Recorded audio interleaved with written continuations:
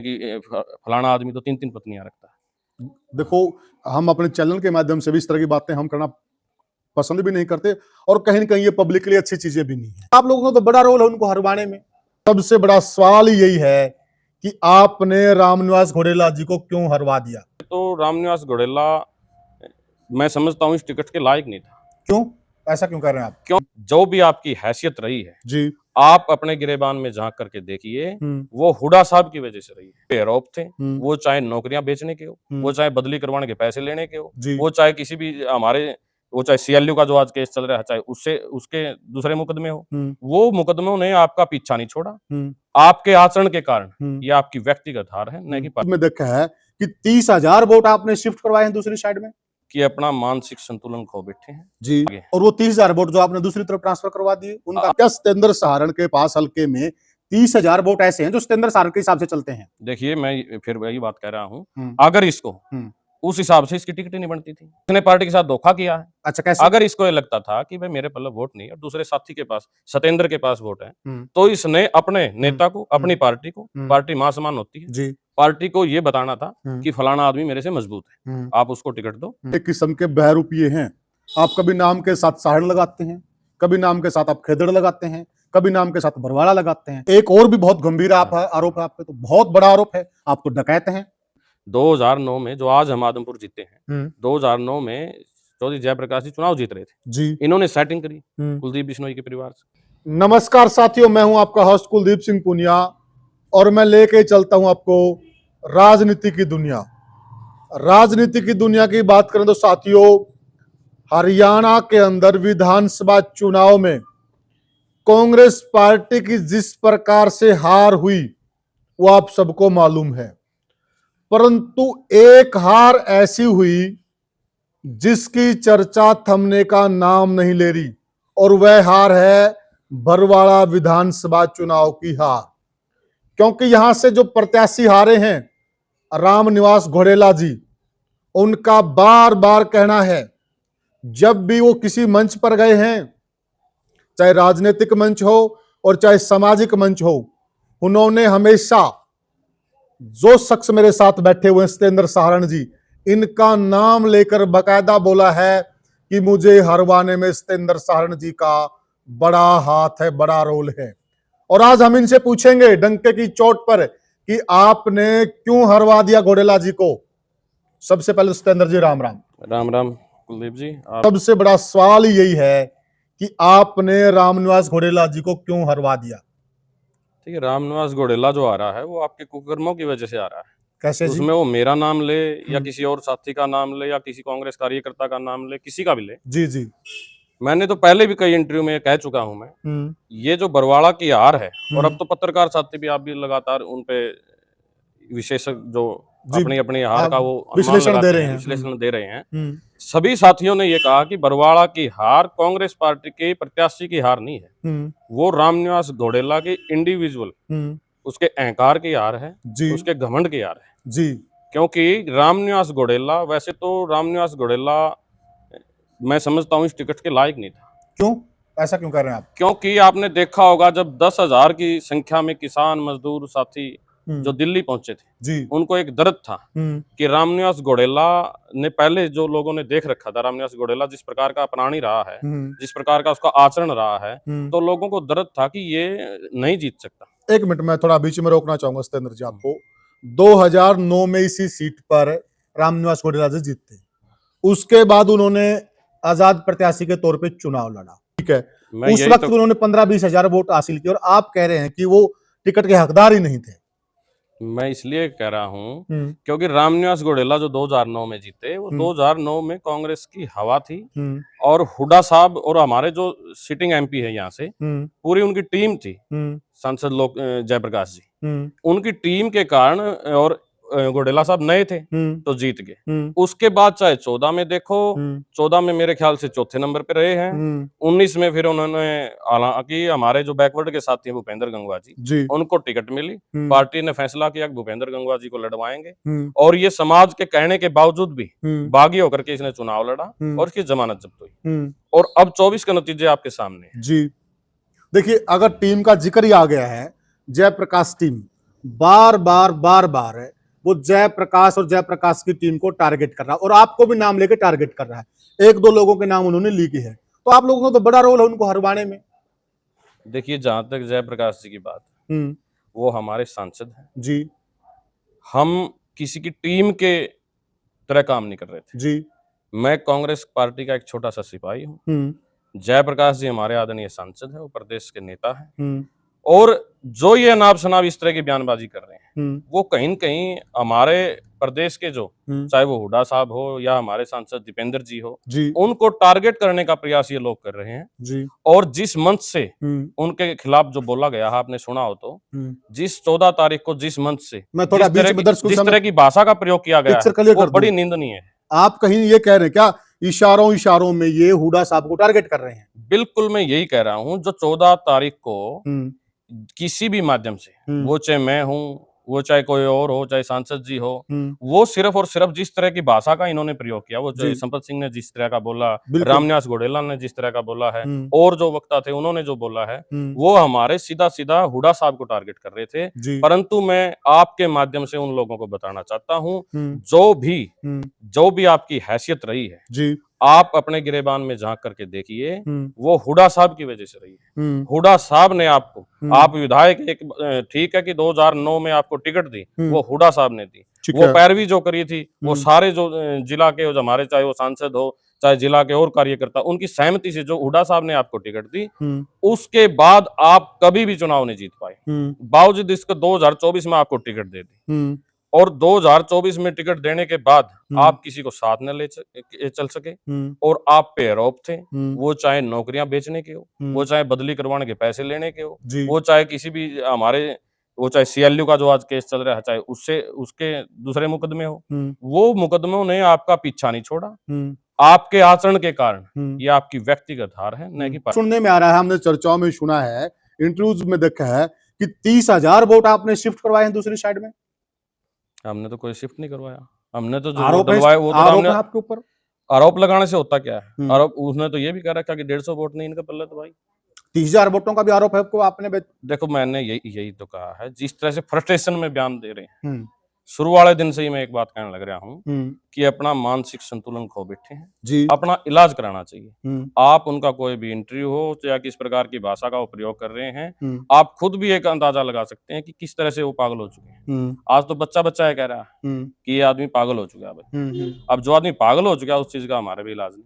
हमने जो 40,000 वोट जो आए हैं वो हमारी बदौलत तो आए हैं, जो दूसरे साथी लगे हुए थे, वरना इसकी तो 10,000 वोट नहीं आने थे। अच्छा, बिल्कुल। तो ये आप मानते हैं कि आपकी टीम के वोट हैं?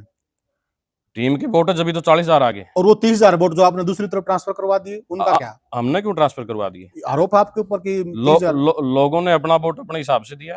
क्या सतेंद्र सहारण के पास हल्के में 30,000 वोट ऐसे हैं जो सतेंद्र सहारण के हिसाब से चलते हैं? देखिए, मैं फिर वही बात कह रहा हूँ, अगर इसको उस हिसाब से इसकी टिकट ही नहीं बनती थी। इसने पार्टी के साथ धोखा किया है। अच्छा, कैसे? अगर इसको ये लगता था कि भाई मेरे पल्ले वोट नहीं और दूसरे साथी के पास, सतेंद्र के पास वोट है, तो इसने अपने नेता को, अपनी पार्टी को, पार्टी मां समान होती है, पार्टी को ये बताना था कि फलाना आदमी मेरे से मजबूत है, आप उसको टिकट दो, वो जीतेगा। अच्छा, टिकट ही नहीं फिर तो धोखा रामनिवास घोडेला ने किया फिर तो। अच्छा, अगर हमारे पल्ले इतने वोट थे कि हमने 29,000 दूसरी जगह ट्रांसफर करवा दिए, तो फिर धोखा रामनिवास घोडेला ने किया। तो जो जिताऊ उम्मीदवार हम थे, फिर इसका मतलब तो इस तरह के आरोप लगाने नहीं चाहिए, अपना इलाज कराना चाहिए। और जो वो हमारे माध्यम से, किसी दूसरे के माध्यम से आप जो आरोप लगा रहे हो, कहीं न कहीं उन नेताओं की, उनके बारे में सोचना चाहिए कि आपकी जो, आपके बारे में जो इज्जत बख्शी है, आपको इतना आगे बढ़ाया है, कम से कम उनका एहसान मानना चाहिए। और आज आप फ्रस्ट्रेशन में आकर के इस तरह के बयानबाजी हमारे नेताओं पे,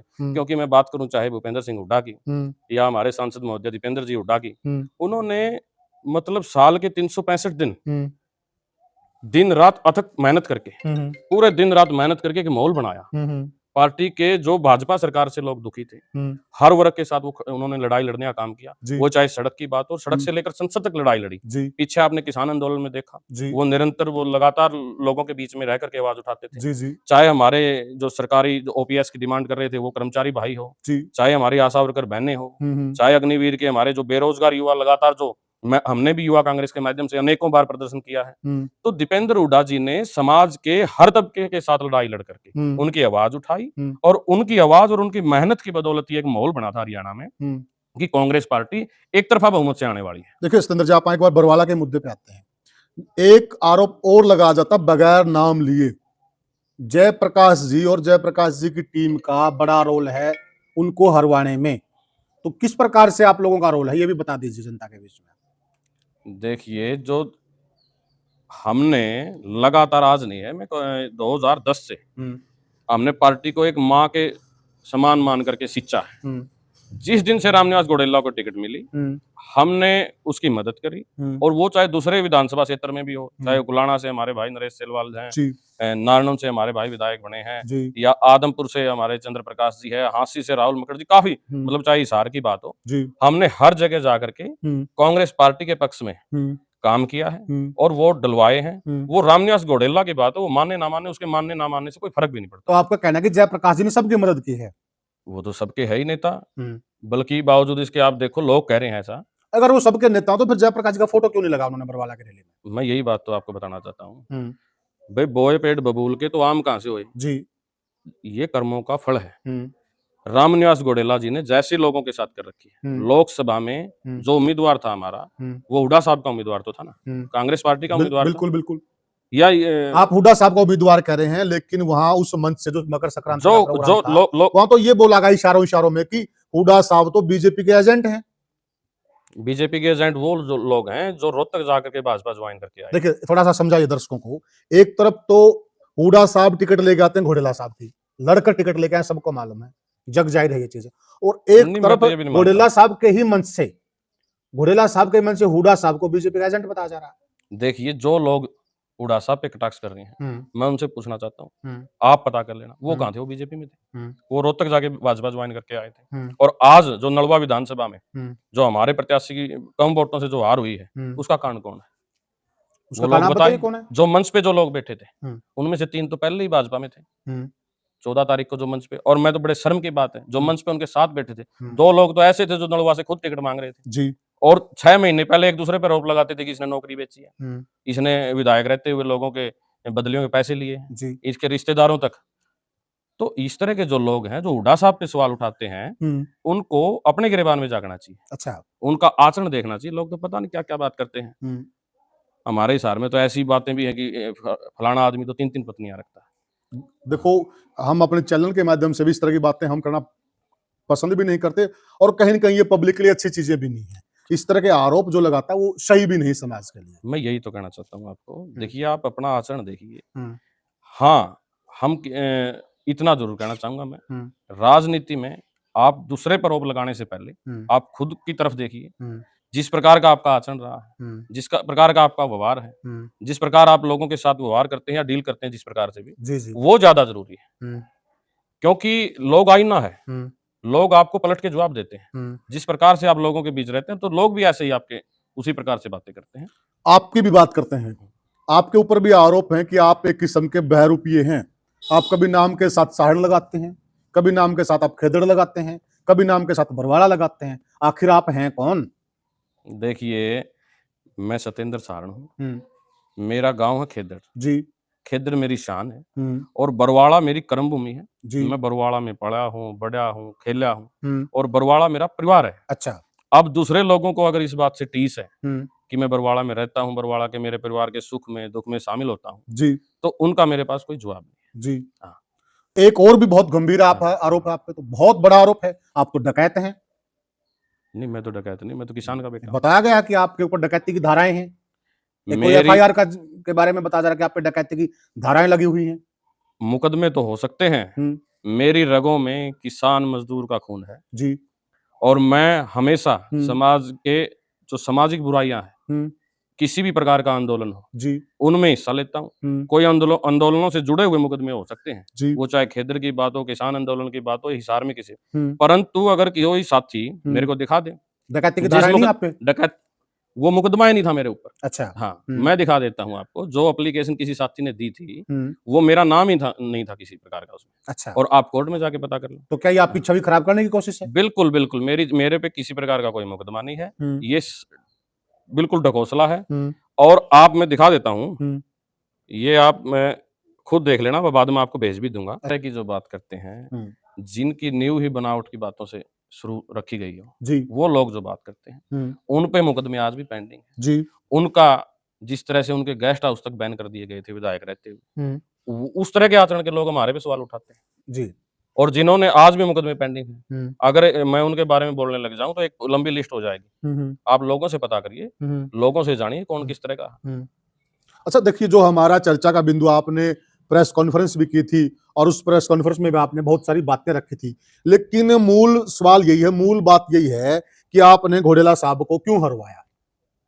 मैं बार-बार यही कह रहा हूँ, घोडेला साहब अपने कर्मों की वजह से आ रहे हैं। कैसे?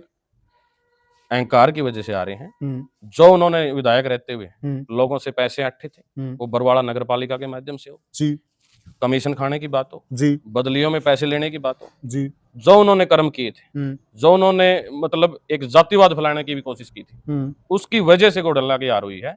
ये खुद की हार है, ना कि कांग्रेस पार्टी की हार। उनका एक आरोप और भी है, ऐसा भी है कि जो लोग टिकट कटवाने के लिए दिल्ली गए, उनका कहना तथाकथित किसान, कि वो किसान नहीं थे, वो तथाकथित किसान थे, वो आप लोगों द्वारा भेजे गए लोग थे। इसके बारे में आप क्या कहेंगे? तथा वो किसानों को किस रूप में देख रहे हैं, या उनको कोई किसान नजर नहीं आ रहा, तो और घमंड क्या होता है? यही तो बात है। अच्छा। ऐस तो खुई छोरन दुफारी का बेरा पट गया।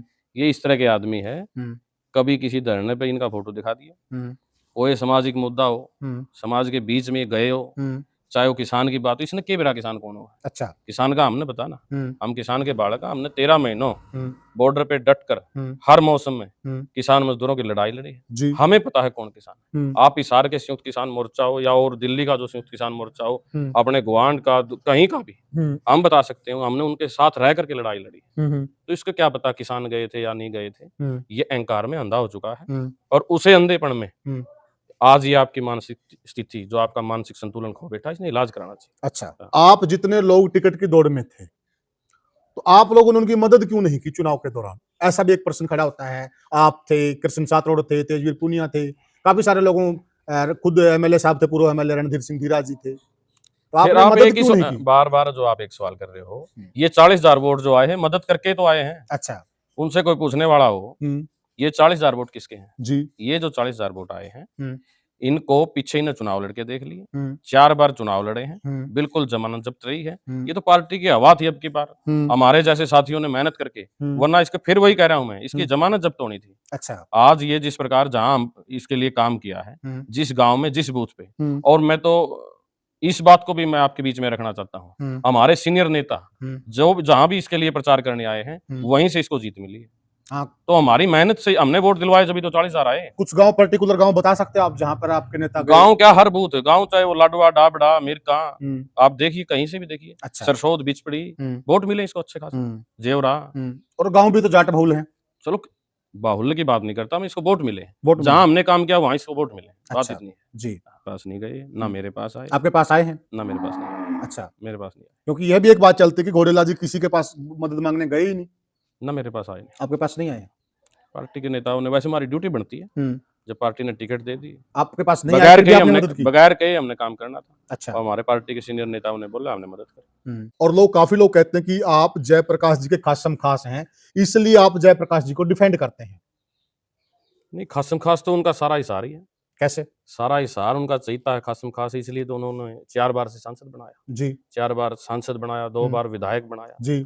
देखिए, हम तो एक पार्टी के सिपाही हैं, हुँ, वो मेरे नेता हैं, दीपेंद्र हुड्डा जी मेरे नेता हैं। जी। वो बात और है, हुँ, हाँ, एक बात ज़रूर है कि हमने बचपन से हुँ, जयप्रकाश जी को, जी। जैसे हम बड़े हुए हैं, हुँ, बड़े होते हुए देखा है, हुँ, और जिसके साथ आप रहते हो, हुँ, जिसका आप अनुसरण करते हो, जी। इस बात का हम धन्यवाद देते हैं कि उनको हमने बड़े होते हुए देखा है, हुँ, उनका जैसा चरित्र रहा है, हुँ, उनके काम करने की क्षमता, हुँ, उनका व्यवहार, उनका आचरण, हुँ, उसी को देख करके हमने अपनाया है, हुँ।